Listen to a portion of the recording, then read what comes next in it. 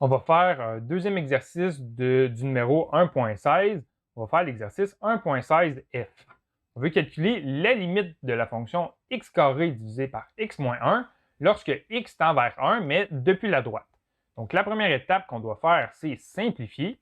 Mais dans notre situation, la fonction, elle ne peut pas être simplifiée, donc ça ne s'applique pas pour cette fonction-là. Vous allez voir, on va faire d'autres numéros plus tard dans lesquels on va devoir simplifier. Ensuite, la deuxième étape, on doit remplacer notre variable x par notre valeur limite. Donc, on va la remplacer par 1 depuis la droite. Donc, on va prendre notre fonction ici et à chaque variable x, on va la remplacer par 1 depuis la droite. Donc, on va avoir 1 depuis la droite au carré divisé par 1 depuis la droite moins 1. Ensuite, la troisième étape, on va appliquer les règles de l'infini. En fait, c'est les règles du gros bon sens. Premièrement, ici, on a 1 depuis la droite. Donc, on n'a pas la variable 1. On n'a pas la valeur de 1. On a une valeur un petit peu plus grande que 1. On a 1,000000001. Et si tu prends cette valeur-là et que tu la mets au carré, le résultat que tu vas obtenir, ça va être 1.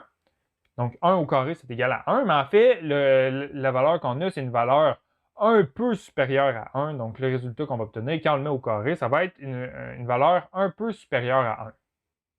Et ensuite, on a 1 moins 1. Donc, 1 moins 1, c'est égal à 0. Mais on a une valeur un peu supérieure à 1. Donc, on a 1,0000001 et on lui soustrait 1. Donc, le résultat qu'on va obtenir, ça va être 0,0000001. Donc, ça va être une valeur un peu supérieure à 0. Donc, on va avoir 0 depuis la droite. Et quand on fait 1 divisé par 0, le résultat qu'on va obtenir ici, ça va être égal à l'infini. Donc, on a une pizza et on la divise en des pointes très petites. Pas de dimension 0, là, mais d'une dimension un peu supérieure à 0, là, de 0,00001. Combien de pointes peut-on faire? On peut en faire une infinité. Et la valeur qu'on obtient, l'infini, est-ce que c'est un infini positif ou négatif? Ça, pour le savoir, on doit appliquer la loi des signes. Donc, on a une valeur positive ici et on lui divise par une valeur positive. En fait, on a 0, mais du côté droit de 0, donc on est à plus 0,0001. Donc, 1 positif divisé par 1 positif, le résultat, c'est 1 positif. Donc, notre calcul de limite ici qu'on obtient, c'est plus l'infini.